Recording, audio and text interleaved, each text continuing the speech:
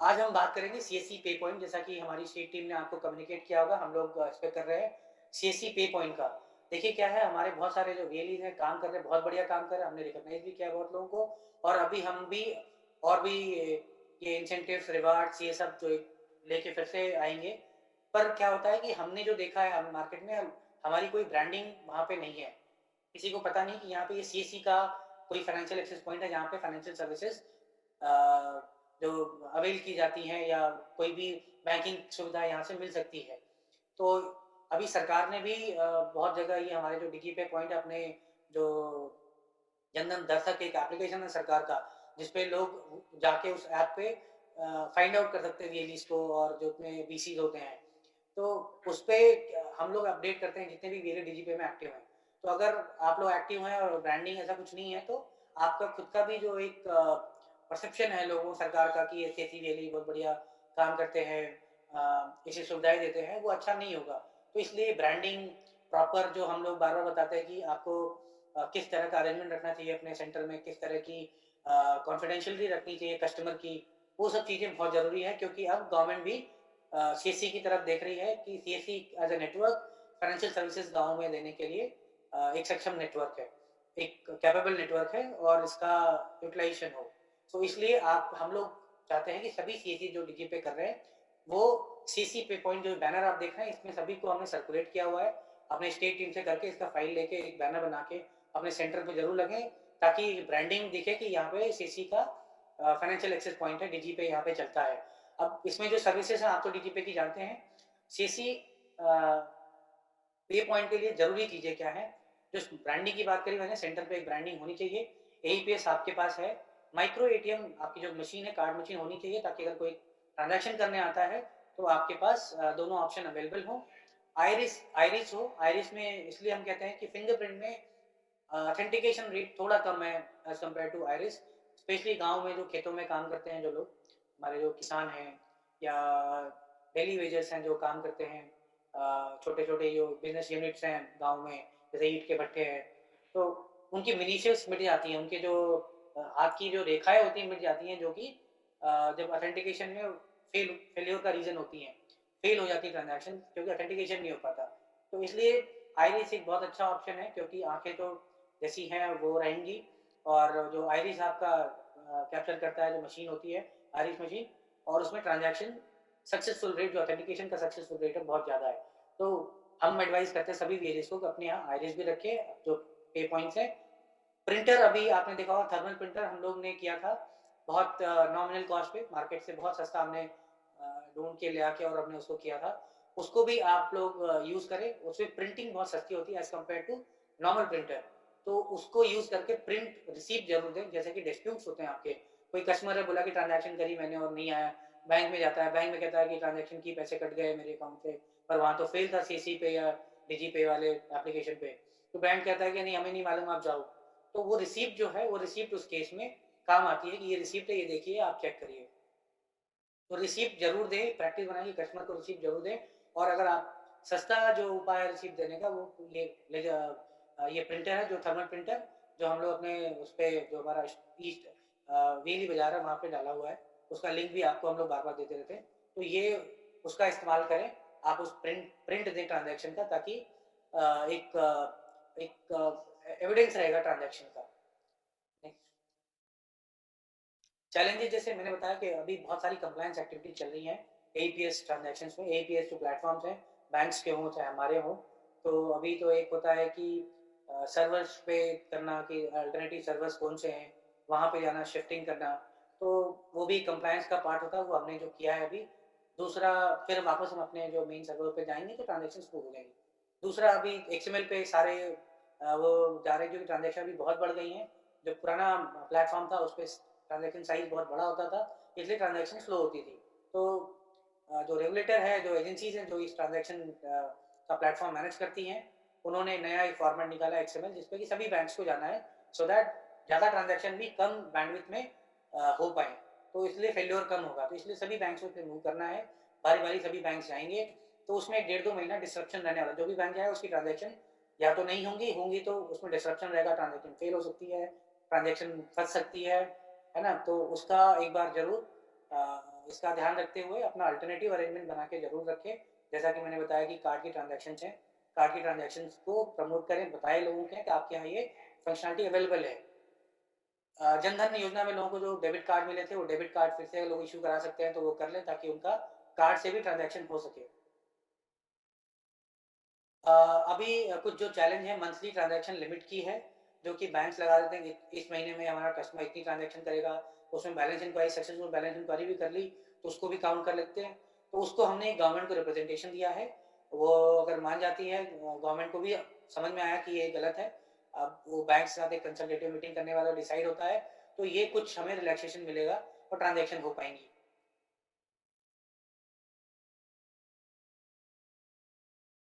अभी हमने cash deposit, जैसा कि पिछली बार बताया था, हमने कैश डिपॉजिट लाइव कर दिया। कुछ बैंक्स आए थे बट कुछ रिकंसिलिएशन इशू है, जो भी उनका टेक्निकल बग था, सभी टेस्टिंग में थे, पायलट फेज में, तो सारे एक एक करके वापस चले गए क्योंकि उनको अपना सेटल करना था। वापस से फिर बैंक्स आ रहे हैं, गवर्नमेंट ने भी सभी बैंक्स को मैंडेटरी किया कि अपने डिपॉजिट ट्रांजेक्शन एनेबल करें, तो डिपॉजिट ट्रांजेक्शन भी एनेबल किया जा रहा है सिस्टम में, और काफ़ी बैंक्स वापस आ गए हैं। अभी बैंक्स की लिस्ट हम नेक्स्ट स्लाइड में दिखाएंगे आपको। उन बैंक की ट्रांजैक्शन हमारे यहाँ होने लग गई है, तो उन बैंक्स के कस्टमर का डिपॉजिट ट्रांजैक्शन भी कर सकते हैं। जब भी कोई ट्रांजैक्शन करते हैं डिपॉजिट के, आपको सक्सेसफुल मैसेज मिलता है आपकी स्क्रीन पे, तो कैश जरूर ले लें, भले कस्टमर के बैंक में होता है नहीं होता है। कभी कभी बैंक का सर्वर डाउन हो कस्टमर का, तो उस केस में वो थोड़ी देर बाद डिपॉजिट करता है वो बैंक अपने कस्टमर के अकाउंट में, जब रिकनसाइल करता है, तो इसलिए आप कैश जरूर ले लें। और अगर फेल भी होता है तो आपके कस्टमर आएगा, फेल मैसेज आपको मिल ही जाएगा, अगर फेल आएगा तो उस केस में आप वापस भी कर सकते हैं। बट अप्रोप्रिएट और आपके लिए सेफ यही रहेगा कि आप कैश जरूर ले लें, तो कस्टमर बता दें कि थोड़ी देर वेट कर लें या दिन भर वेट कर लें, ताकि उनका पैसा आ जाए। नहीं आता है तो आप हमेशा, हमारा सिस्टम अवेलेबल है, नेक्स्ट डे 11 बजे के आसपास हमें भी कंफर्मेशन मिल जाती है सारी ट्रांजेक्शन की, कौन सी फेल सक्सेस है, जो कि अनआइडेंटिफाइड रहती है, उसका स्टेटस पता नहीं होता है, तो हम आपको भी बता सकते हैं कि इस ट्रांजेक्शन का क्या हुआ है।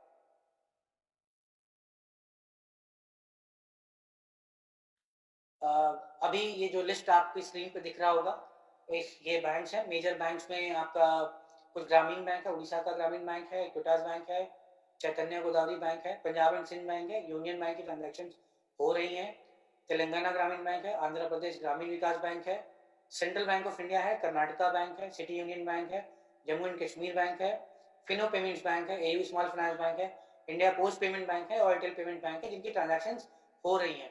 जो 23 की लिस्ट हमने बताई 24 की, उसमें ये 15 बैंक है जिनकी ट्रांजेक्शन हमारे सिस्टम में हो रही है, हमें दिख रहा है वो। हमने तो सबको एनेबल कर रखा है, 23 को एनेबल, 24 जितने भी उनको एनेबल कर रखा है, सबकी ट्रांजेक्शन हो सकती है। बट ये 15 बैंक जो ट्रांजेक्शन में डिपॉजिट ट्रांजेक्शन एक्सेप्ट कर रहे हैं, तो इन बैंक से कस्टमर को आप डिपॉजिट की सर्विस दे सकते हो।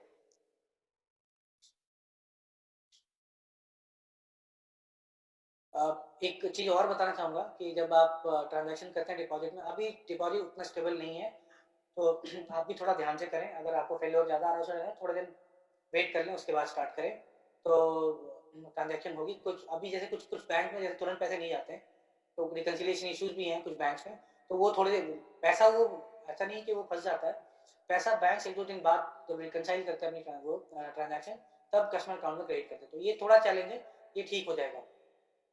अब जैसे फ्रॉडलेंट ट्रांजैक्शंस हैं, फ्रॉडलेंट ट्रांजैक्शंस कैसे अवॉइड करें, कैसे बचें, तो इसके लिए अभी हमने देखा है बहुत सारे चार्जबैक्स आते हैं, जिसमें कुछ जगह कुछ लोग मिलके एक अपना एक गिरोह सा बनाया है, एक गैंग सा बनाया है, जिसमें वो लोग कहीं से कहीं ना कहीं से कस्टमर का आधार कैप्चर करके और अपना बायोमेट्रिक अपडेट करके ट्रांजैक्शन करते हैं, और उसमें क्या होता है, चार्जबैक्स आते हैं और हमारे वेरी नेगेटिव फ्रॉडलेंट लिस्ट में चले जाते हैं पीछे के, तो वो बिना गलती के एक तरह का एक डिस्क्रेडिट है हमारे वीएलई के लिए। तो उसके लिए एक सबसे अप्रोप्रिएट तरीका है, जब भी किसी का ट्रांजैक्शन करें, उसको बोले कि अपना आधार आप दिखाओ। बिना आधार आपको लेना नहीं, बट देखना है कि उसकी फोटो उसमें मैच कर रही है कि नहीं कस्टमर की, तो बिना उसके, जिसको आप जानते हैं ठीक है, पर कोई अननोन कस्टमर आता है, बिना आधार का उसका आइडेंटिफिकेशन किए, उसको पहचाने, उसकी फोटो आइडेंटिफाई किए, आप ट्रांजैक्शन मत करें, मना कर दें ऐसे कस्टमर्स को। इसमें अगर उसने कुछ डिस्प्यूट करा, किसी का ऐसा किया हुआ है, तो आपको चार्जबैक्स आएंगे आपसे, बैंक्स रिकवरी कर सकते हैं, इसका हमेशा ध्यान रखें। दूसरा, आप जब भी ट्रांजैक्शन करते हैं, तो जैसा हमने बार बार बताया, पहले भी बताया, अपना रजिस्टर खुद का जरूर मेंटेन करें, जिसमें कि कॉन्फिडेंशियल इन्फॉर्मेशन जैसे आधार, ये सब की इन्फॉर्मेशन मत लें, बट कस्टमर का नाम, नंबर, ये सब चीज़ें ले, ताकि कोई डिस्प्यूट, किसी तरह का ट्रांजैक्शन जिसका डिलेड रिस्पॉन्स है बाद में आता है आपको, तो उनको फ़ोन करके बता सकें और उनका कैश अगर हैंड विड्रॉल किया है तो उसको कैश हैंड ओवर कर सकें, डिपॉजिट है तो उसको बता सकें कि आपका ट्रांजैक्शन सक्सेसफुल हो गया है, आप चेक कर सकते हैं। तो ऐसी चीज़ें, ऐसी प्रैक्टिस ज़रूर फॉलो करें। सिग्नेचर जरूर ले कस्टमर से, एक्सेप्टेंस की उसने ट्रांजैक्शन किया है। अभी मैंने देखा कुछ वेली हमारे जिन्होंने अपने सेंटर में सीसीटीवी कैमरे लगा रखे हैं, उनके यहाँ डिस्प्यूट आए तो उन्होंने प्रूफ दिया और उसमें फिर कस्टमर का जो था इंटेंशनली जो उसने किया था ऐसा कि डिस्प्यूट रेज कर दूंगा और मुझे मिल जाएगा पैसा, वो बच गया हमारा वेली। तो इसी तरह आप भी करें, अगर आप कर सकते हैं, आप अगर उसमें समर्थ हैं तो अपने सेंटर में सीसीटीवी कैमरा जरूर लाएं, ताकि ऐसे जो लोग हैं जो डिलिबरेट फ्रॉडलेंट ट्रांजैक्शन करते हैं या सिस्टम को अब्यूज करते हैं, उनको हम लोग पकड़ सके, उनका आइडेंटिफाई कर सके और उनके अगेंस्ट भी हम एक्शन ले सकें, लीगल एक्शन, या आप ही ले सकें। पुलिस में भी ऐसा है तो आप बोले ऐसे लोग करते तो। अभी डीएमटी में कुछ इश्यूज थे। देखिए डीएमटी में कुछ लोगों के पैसे फंसे, हमें पता है।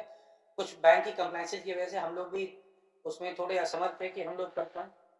तो अभी हमने एक क्या है, एक डिसीजन लिया है, अपने हमने रिस्क लिया है कि हम अपने सभी वेरिएज का, जैसा जिनका ऐसा फंसा हुआ बहुत टाइम से पैसा, उनका हम रिफंड करेंगे और बैंक से हम फिर अपना रिकवर करते रहेंगे वो पैसा।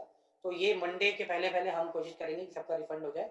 तो ये जो आपकी प्रॉब्लम है, अगर कोई कस्टमर है जो आ रहा है तो आपकी ये परेशानी दूर करते हैं, पर सिस्टम जो कंप्लायंस है उसकी तरीके से करेंगे बहुत टाइम लगेगा। ये सीसी में हम लोग अपने रिस्क पे ये आपका जो जो भी रिफंड है वो इनिशिएट करके हम आपको दे देंगे। एक अभी माइक्रो एटीएम का हम लोग विंडोज वर्जन पे भी काम कर रहे थे, वो भी अब जो नया वर्जन आएगा उसमें हम डेस्कटॉप पे भी, जो लैपटॉप पे जो वर्जन है विंडोज का, उस पे ये माइक्रो एटीएम का भी चला देंगे। हमारे बहुत सारे वेरीज की एक डिमांड थी कि वो विंडो अपना लैपटॉप पे ही डिजी पे चलाते हैं, तो वो लोग फिर माइक्रो एटीएम से ट्रांजैक्शन लैपटॉप पे भी कर पाएंगे। सो माइक्रो एटीएम की सर्विस ये आपको सभी वेरियस को पता ही होगी। माइक्रो एटीएम कहाँ से ऑर्डर करना है, 2100 रुपीज़ में आप माइक्रो एटीएम ऑर्डर कर सकते हैं और उसका स्पेसिफिकेशन आप स्क्रीन पे देख सकते हैं। ये वेली बाजार जो सीसी बाजार है वहाँ पे जाके आप जो लिंक दिख रहा है स्क्रीन पे, उस लिंक पे जाके आप ये माइक्रो एटीएम ऑर्डर कर देंगे। एक हफ्ते के अंदर हम कोशिश करते हैं आपको पहुँच जाए। लॉजिस्टिकल डिपेंडेंस है, जो हमारी कोरियर पार्टनर्स हैं या पोस्ट है, तो अगर कोई ऐसा कुछ जोग्राफिकल चैलेंज नहीं है तो विद इन अ वीक, अभी जो हम लोग हमने देखा है, वी हैव विश्वास कि एक हफ्ते में सभी वेरियंट्स को ये मिल गई थी डिवाइसेस। सो आप, जैसा कि मैंने बताया, एईपीएस का एक बैकअप तैयार करिए ताकि आपके यहाँ ट्रांजैक्शन कोई आता है, अगर एईपीएस नहीं तो कार्ड से आप ट्रांजैक्शन कर पाए उसकी। So thank you so much to all our viewers who had been there with us. I know there have been some disruption. Despite that, you had been with us. You have been working with us. You trusted us. So on behalf of entire organization, I am very thankful to all of you, and we'll keep meeting this way. If possible, we will also meet physically sometime someday. But have trust on us, and whatever issues which are there, we are trying our best to resolve those. Uh, and the recent challenges which are there will be resolved by this weekend. Thank you for bearing with us. Thank you so much. Namaskar.